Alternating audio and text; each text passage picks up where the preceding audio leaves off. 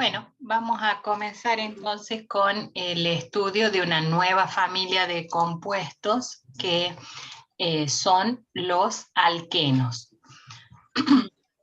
Los alquenos tienen como grupo funcional característico un doble enlace carbono-carbono. Con la sola presencia de un doble enlace, aunque tenga una estructura carbonada con todos enlaces simples, carbono-carbono, con la única presencia de un doble enlace ya pasa a formar parte de esta familia de compuestos. Entonces, para que se pueda dar la presencia de este doble enlace, necesitamos que los carbonos tengan una hibridación sp2. Entonces vamos a tener dos carbonos sp2, quiere decir que van a tener una disposición trigonal plana.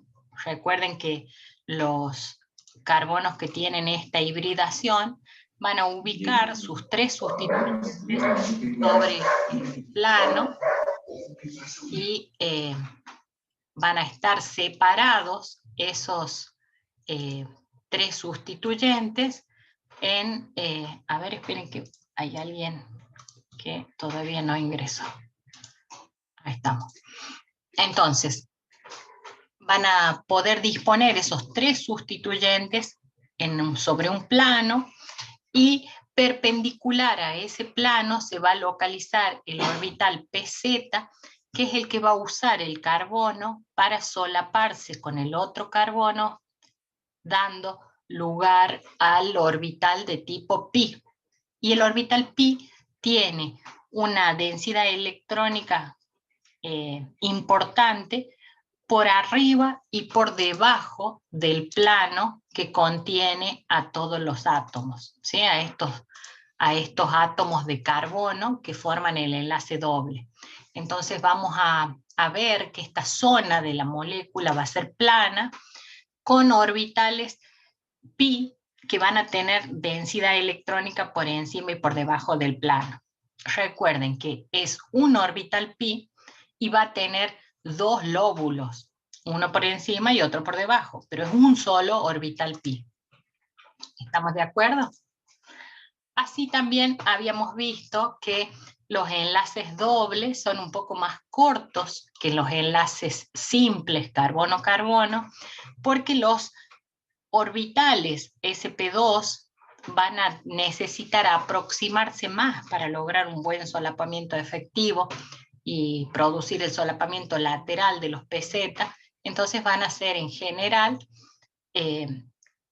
enlaces de 1,34 Armstrong frente a 1,54 de los enlaces simples. Algo muy importante que trae como consecuencia esta rigidez que logra la molécula por el enlace pi por encima y por debajo del plano, es que no va a poder tener libre rotación, ¿sí? A diferencia de los alcanos, donde veíamos que todos los enlaces simples carbono-carbono tienen libre rotación, acá los alquenos no van a poder rotar, y esa falta de libertad de movimiento es lo que va a generar la isomería, porque cuando dos grupos se encuentren del mismo lado del doble enlace, uno unido a un carbono y el otro al segundo carbono, esta isomería se va a llamar cis, mientras que cuando se encuentran de lados contrarios se va a llamar trans. Un isómero cis no se va a poder transformar en isómeros trans porque el enlace doble no tiene libre rotación. Lo mismo que veíamos de los cicloalcanos, ¿se acuerdan de, por ejemplo, si aparecía un cloro hacia arriba y en el otro átomo de carbono un cloro hacia abajo? Este es un isómero trans, y por más de que el ciclo pueda mover algo, no se va nunca a interconvertir un isómero trans en un isómero cis. ¿Qué tipo de isomería hay entre cis y trans? Se llama isomería geométrica, ¿sí? Geométrica. Esta nomenclatura cis-trans es antigua.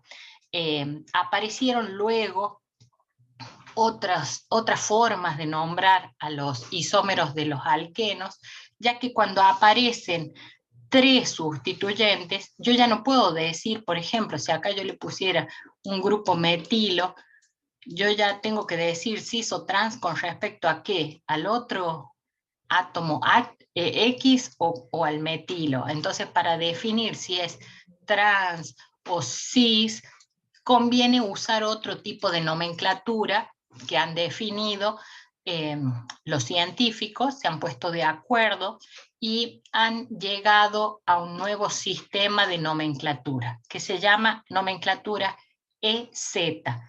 El Z es lo que le llamábamos cis anteriormente, es decir, del mismo lado del doble enlace. Y E sería el equivalente al trans, pero para cuando hay más grupos. ¿Y cómo defino la prioridad de los grupos? Con la regla de prioridades que habíamos visto de Kahn, Ingold y Prelog.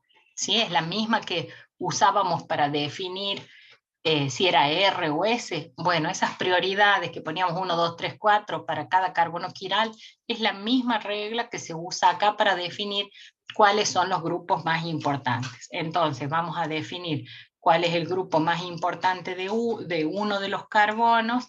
Acá también vamos a definir cuál es el más importante de este lado del doble enlace y vamos a representar si es cis o trans, es decir, si es E o Z, considerando estas prioridades. Entonces vamos a conectar el 1 con el 1, y si están de lados contrarios es E, ¿sí? Que sería el equivalente al trans anteriormente en la vieja nomenclatura. ¿Cuáles son las propiedades físicas de los alquenos? Son muy similares a la de los alcanos. Van a ser menos densos que el agua, insolubles en agua porque son moléculas no polares, entonces van a ser poco solubles, casi insolubles en agua, y muy solubles en solventes apolares. ¿Sí? Lo semejante disuelve a lo semejante, entonces si son apolares van a ser solubles en solventes apolares. El punto de ebullición aumenta con el número de átomos de carbono. Así la molécula más pequeña de los alquenos, que es la que tiene 2 carbonos, que se llama etileno, es un gas, ¿sí? En general van a ser gases para menos de 5 átomos de carbono, y desde 5 átomos de carbono en adelante van a pasar a ser líquidos. Así hasta llegar a 20, 30 átomos de carbono que ya pasan incluso a parecerse a las ceras, y ya van a poder llegar a ser incluso sólidos.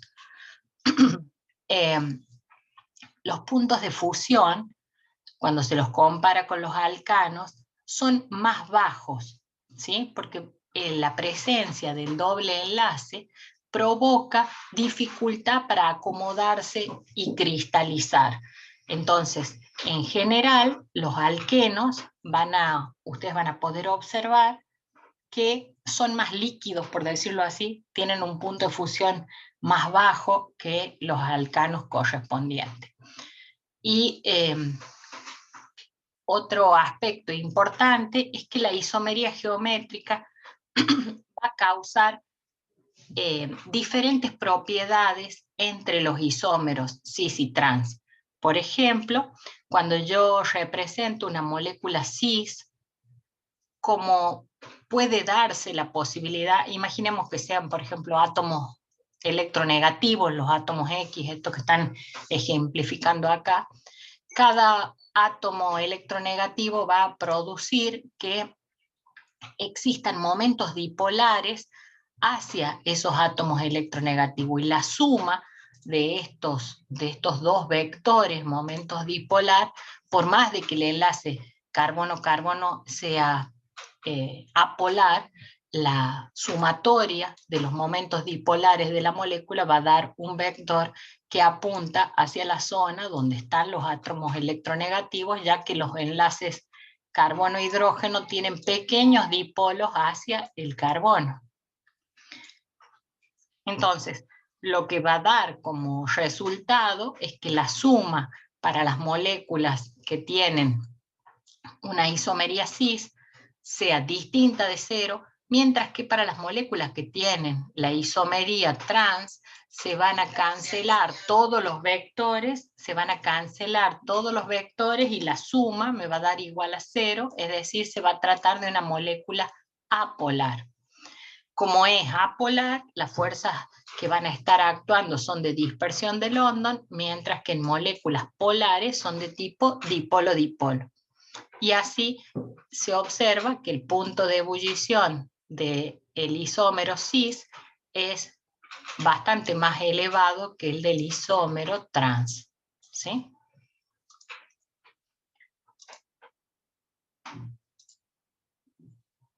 Sí, como 0,2 por 10 a la 23. ¿Quién más quiere? Cuando tenemos moléculas donde no tenemos átomos electronegativos, sino hablamos de carbonos sp3, por ejemplo, grupos alquilo, siempre tenemos que tener presente que como los grupos alquilo tienen carbonos con hibridación sp3, la relación entre un carbono sp3 y un carbono sp2 es que el carbono sp3 tiene un orbital largo, más parecido a los p, porque tiene un carácter S mayor que el sp2, entonces la densidad electrónica en este enlace sigma que se forma por el solapamiento va a estar más cerca del carbono sp2 que del sp3. ¿Y cómo se llama esa propiedad de tener más cerca, atraer más los electrones del enlace? Se llama electronegatividad. Entonces podemos decir que en realidad las electronegatividades de los carbonos sp3 son menores que las electronegatividades de los sp2. Entonces, cuando yo tenga que representar este enlace sp3-sp2, ¿cómo va a ser el vector momento dipolar? ¿Hacia dónde va a apuntar? Va a apuntar hacia el sp2, ¿sí? Entonces, yo voy a tener que la zona más rica en electrones de este enlace es más cerca del carbono sp2 que del carbono sp3. Así voy a tener que, si bien estos dipolos no son tan importantes como los enlaces con un halógeno, por ejemplo, que genera mucha polaridad, aún así la sumatoria me va a dar distinta de cero y yo voy a tener que los alquenos van a ser moléculas poco polares, pero van a tener una ligera diferencia dependiendo de la isomería de la que se trate, ¿sí? Por ejemplo, este que es un buteno, ¿sí? Donde el doble enlace está entre carbono 2 y carbono 3, voy a tener que tiene una polaridad de 0,33 de Weiss. Entonces es una molécula polar, poco polar, pero polar al fin. Mientras que el isómero trans va a ser apolar, porque aún estos vectores que no son muy grandes, pero se cancelan entre sí por la distribución en la misma dirección, pero en sentidos contrarios. ¿Profe? Sí. Es que tenemos un carbono sp, entonces también va a ser más electronegativo que el sp2 y el sp3. Sí, exactamente. Y también es el mismo motivo. El carácter S es mayor y cuanto mayor sea el carácter S, más electronegativo. Muy bien. Bueno, cuando hablamos de alquenos uno siempre piensa que hay derivados del petróleo que son alquenos. Sí, es cierto, pero también hay alquenos en la naturaleza, por ejemplo, proveniente de vegetales, Y son muy conocidos los alquenos, ustedes seguramente los van a poder reconocer con sus receptores en la nariz, porque son los aceites esenciales que son compuestos con aromas muy característicos, como el limoneno, por ejemplo. El olor típico del limón es una molécula que es un alqueno, que tiene dos dobles enlaces, uno formando parte de un ciclo hexeno, y el otro que está fuera del ciclo. Tiene dos dobles enlaces. Lo mismo el pineno, que es el de la resina de pino, tiene un doble enlace que forma parte del ciclo, ¿sí? Estos compuestos se llaman terpenos, son derivados de una estructura que se llama isopreno, ¿sí? Que sería también un alqueno, un dieno en particular. Fíjense que el alfa-pineno y el beta-pineno son isómeros, cambian nada más que la posición del doble enlace y van a ser compuestos que tienen propiedades diferentes, incluso aromas diferentes. Otro compuesto muy frecuente en los sistemas biológicos es el ácido maleico y el ácido fumárico. Son isómeros geométricos. El maleico es isómero cis y el fumárico isómero trans. Son exactamente, si uno la escribe la molécula en forma plana, vamos a tener que es la misma molécula. Si yo la escribo sin darle las tres dimensiones, no los voy a distinguir a uno de otro. Y son isómeros geométricos entre sí, porque lo único que cambia es la disposición espacial en torno al doble enlace, ¿sí? Ambas moléculas se las menciona mucho en sistemas biológicos.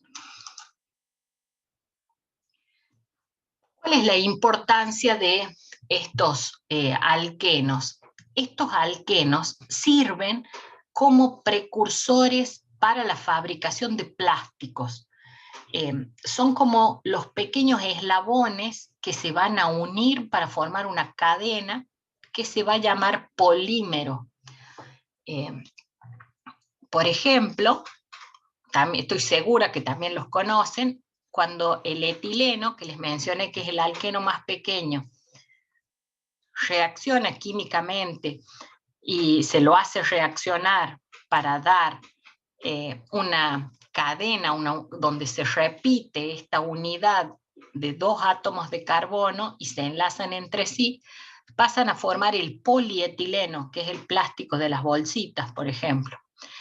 Cuando yo quiero representar que esta es la unidad que va a usar el enlace pi para unirse, es como que este par de electrones del enlace pi se va a usar para unir los eslabones entre las cadenas, es decir, que esta parte que yo estoy representando acá es el par de electrones del enlace pi que se usa como pegamento para unir los eslabones de la cadena.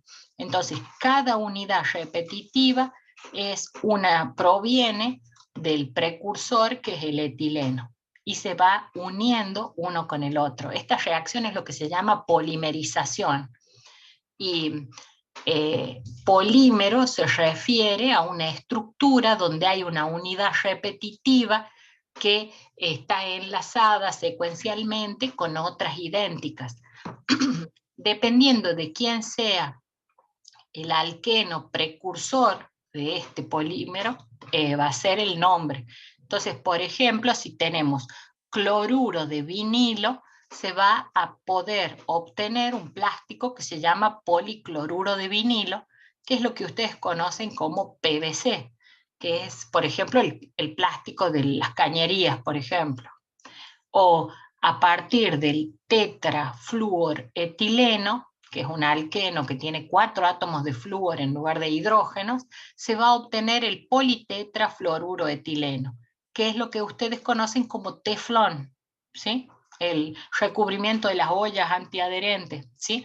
Entonces es un polímero que tiene muy poca afinidad por la materia orgánica y por eso es que es antiadherente, ¿sí? Gracias a los átomos de flúor. Intenten ustedes cocinar con una olla que tenga un recubrimiento de polietileno en lugar de teflón y van a ver la diferencia que hay entre tener hidrógenos y flúor, ¿sí? Se va a pegotear todo con el polietileno, incluso cambia las propiedades frente a la temperatura. Y también otro plástico que está ampliamente difundido en nuestra vida cotidiana es el poliestireno, que también es para bolsitas plásticas y otro material que viene de la polimerización del estireno, que tiene una molécula aromática enlazado al etileno original.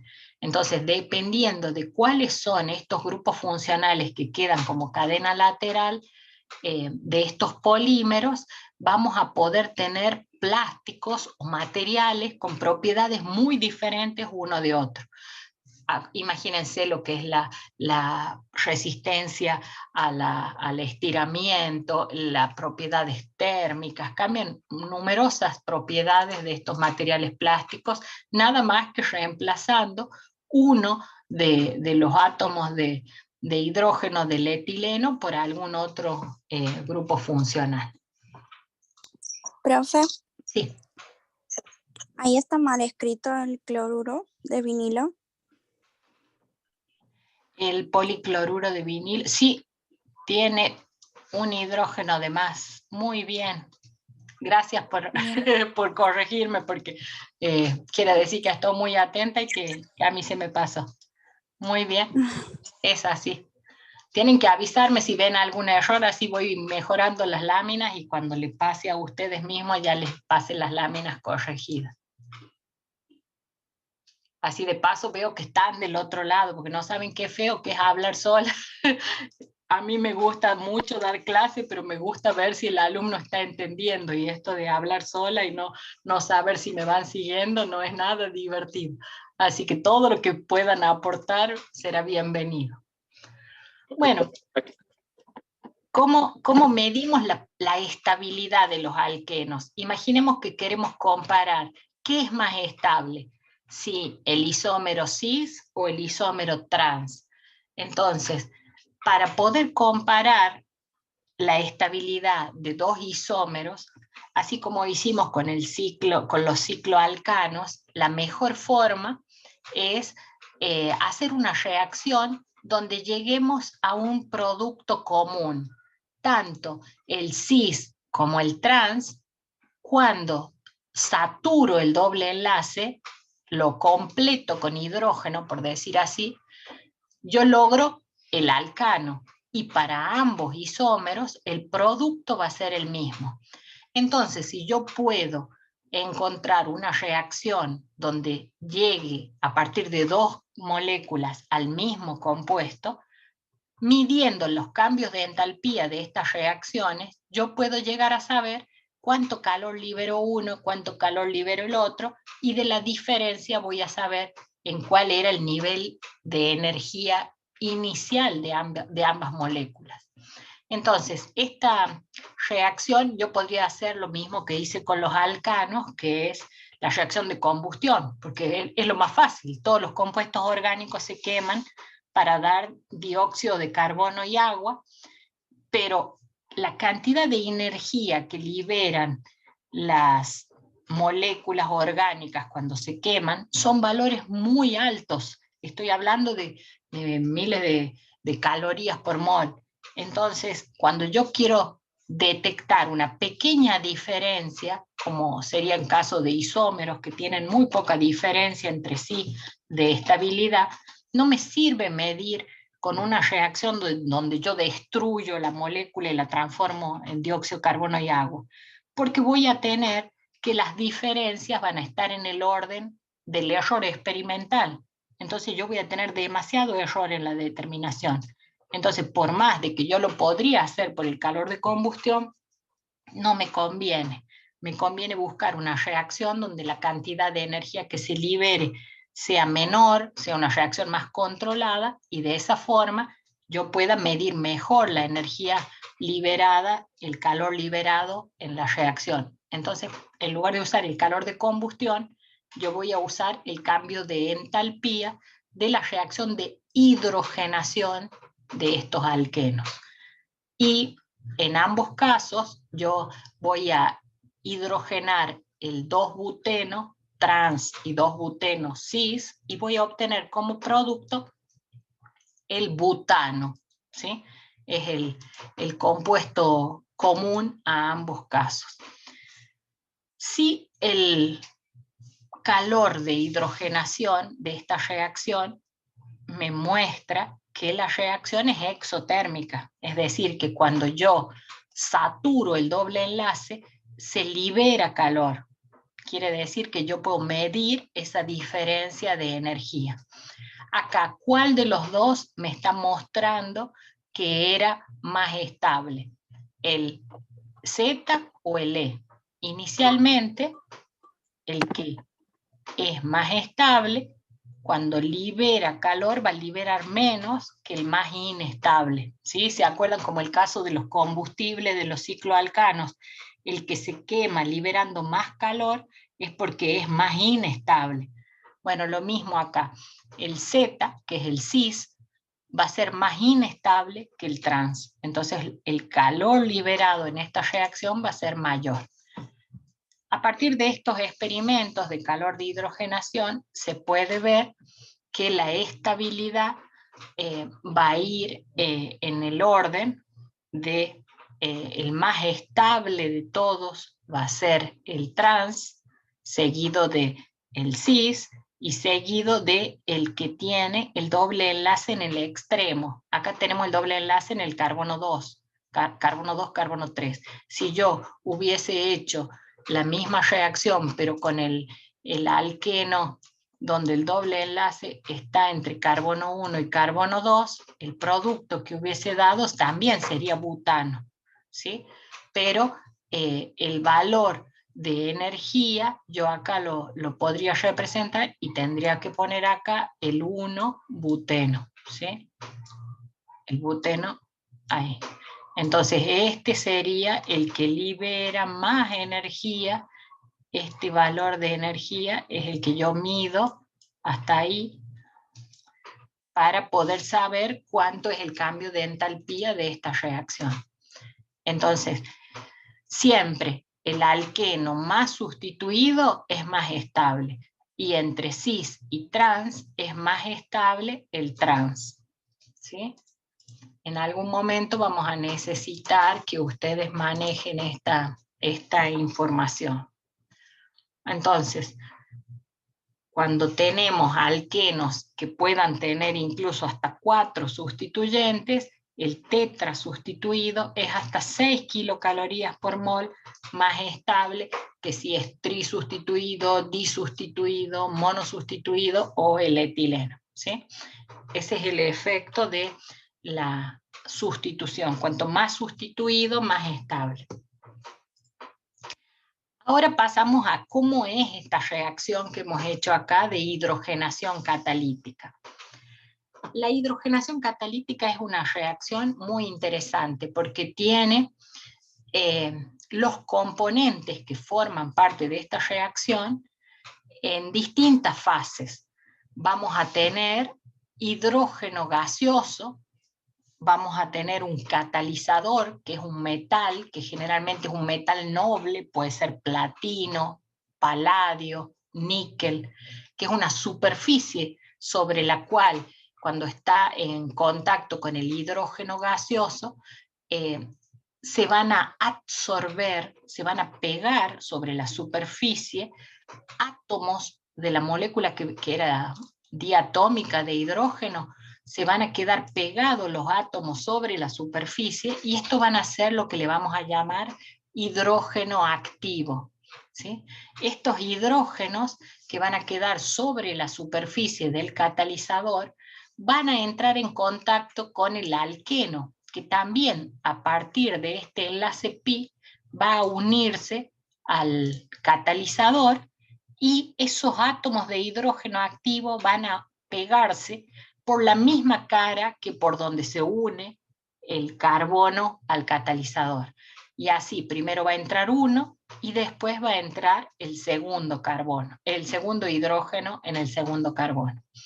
Así, los dos hidrógenos van a entrar uno en cada carbono y esta reacción va a ser una reacción exotérmica, quiere decir que va a liberar energía, pero el rol del catalizador es muy importante. Sin la presencia de este catalizador, yo puedo tener etileno e hidrógeno en un recipiente cerrado por años y nunca se van a adicionar, no se va a dar la reacción, a menos que yo ponga el metal ofreciendo esta superficie por donde ocurre la reacción. Esta reacción de hidrogenación catalítica entonces se llama reacción en fase heterogénea, porque tengo por un lado sólido, por otro lado gases, y a veces los productos que se forman son líquidos o están en solución. Entonces es una reacción donde los reactivos y catalizadores que participan de esta reacción están en distintas fases, ¿sí? Entonces por eso es que se le llama en fase heterogénea. Y es una reacción de adición, porque a la molécula de alqueno se le va a adicionar la molécula de hidrógeno. El hidrógeno es un gas muy explosivo. Normalmente para llevar a cabo esta reacción se usa lo que se llama una bomba de par, que esta es la fotito del equipo más antiguo, más simple, que se usa para la hidrogenación catalítica. ¿Qué tiene la bomba de par? Tiene la celda de reacción, que es un recipiente donde se coloca una cucharadita del catalizador, que es un polvo del metal finamente dividido. Se le pone la solución, por ejemplo, si tengo el alqueno disuelto en un solvente, o se lo completa con el gas del alqueno, en el caso que sea una reacción con el alqueno en fase gaseosa. Y el hidrógeno, el gas hidrógeno, va a estar en un cilindro, acá está el manómetro que mide la presión del hidrógeno, y se lo va a dejar entrar a la celda de reacción con esta llave. Todo el resto del equipo es el motor que sirve para mezclar, para agitar la celda de reacción, ¿sí? Fíjense que acá se ve como una manijita. Bueno, todo este motorcito sirve nada más que para mover la manijita y para que se agite la celda de reacción. Sería más barato tener un ayudante que me esté batiendo la celda de reacción, pero el pobre ayudante correría riesgo su vida con el hidrógeno, que puede ser explosivo. Entonces, la mejor forma de hacerlo en un laboratorio es con un cilindro de hidrógeno. Cuando hacía mi tesis doctoral hacíamos este tipo de reacciones, pero no se hacían en el laboratorio. Se habían diseñado una especie de jaula, como si fuese como un gallinero al aire libre, para tener estos equipos de forma que se eviten los accidentes, porque si llega a haber fuga de hidrógeno, con una pequeña llama se prende fuego y explota todo. Entonces este tipo de reacciones se las solían hacer en los laboratorios al aire libre. Y para evitar que, por supuesto, que alguien se robe el equipo, habían hecho como una jaulita y uno la hacía así en ese momento. Lo único que necesita es un enchufe para conectar este motorcito y esto queda ahí batiendo por horas mientras dure la reacción. Uno dice, bueno, esta reacción es muy rara, ¿cómo se puede hacer en un laboratorio? Bueno, acá les muestro en un laboratorio que hacen síntesis orgánica, parece un cumpleaños feliz, pero en realidad lo que se usa es un globo al que se lo rellena con hidrógeno y se lo pincha con unas agujas en un balón, que es un recipiente para hacer la reacción. Estos son los equipos típicos de hidrogenación catalítica en un laboratorio, cuando uno lo puede hacer en pequeñas cantidades. El hidrógeno está rellenando el globo y se lo deja pasar para que reaccione. Lo mismo acá. Todos estos globos están usados para alimentar la atmósfera de este recipiente con el gas que va a producir la hidrogenación catalítica. Y se lo ve negro, porque imagínense que ustedes están disolviendo una cucharadita que es como si fuese un carbón finamente dividido, entonces, o un metal finamente dividido, y con agitación, ¿sí? Acá tiene un agitador que es como una planchita que tiene un imán que gira, y que tiene adentro del recipiente otro imancito que está girando. Entonces esto está batiéndose permanentemente, mezclándose, y todo ese polvillo, que es el metal finamente dividido, hace que la solución se vea negra. No es permanganato de potasio ni nada así oscuro, es el metal del catalizador que está en mezcla permanente. Si yo lo dejo descansar, el metal se va a ir al fondo y me va a quedar la solución transparente. ¿Qué metales se usan? Bueno, como les dije, son todos metales nobles, súper caros, como el paladio, el platino o el níquel, y en muchos casos, para bajar un poco de costo, en lugar de usar todo el metal en polvo, lo que se usa es metal depositado como si fuese bañado en oro, así una capita finita del metal sobre un soporte sólido, como carbono finamente dividido o sulfato de bario. Entonces sale un poco menos costoso. Lo bueno del catalizador es que termina la reacción, yo lo filtro con un papel y lo recupero, y le hago un proceso de lavado y lo puedo volver a usar. Entonces acá hay ejemplos de la hidrogenación catalítica. Tengo el alqueno con hidrógeno y platino, y logro que se adicione el hidrógeno. Fíjense un detalle importante.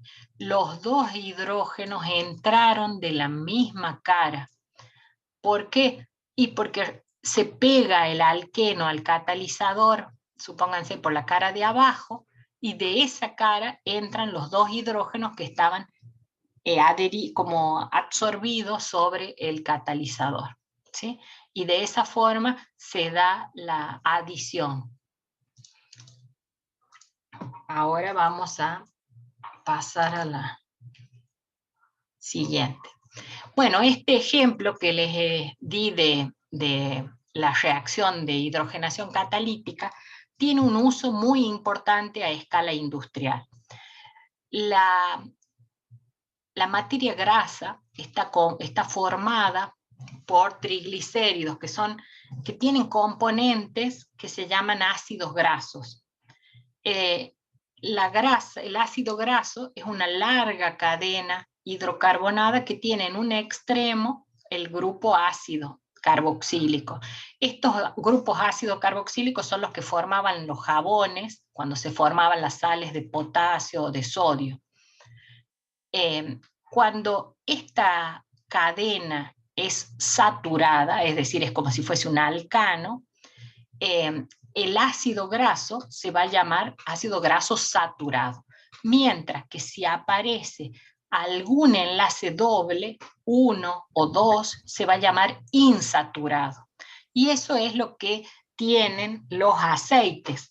Ustedes seguramente han visto que en los rótulos de los aceites dicen insaturado, diinsaturado, poliinsaturado.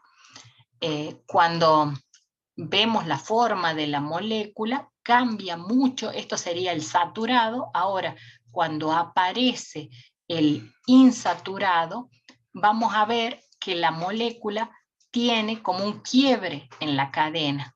Y eso hace que la molécula no se pueda acomodar tan bien para formar el sólido. Y ese es el motivo por el cual el saturado es el estiárico, por ejemplo, es un ácido graso que tiene un punto de fusión 70 grados, mientras que los insaturados tienen puntos de fusión más bajos, es decir, son líquidos a temperatura ambiente. Es decir, que la grasa animal que tiene estiárico, ustedes han visto que es un material sólido, mientras que los aceites vegetales, por ejemplo, de girasol, de oliva, que tienen ácidos grasos insaturados, cuanto más insaturados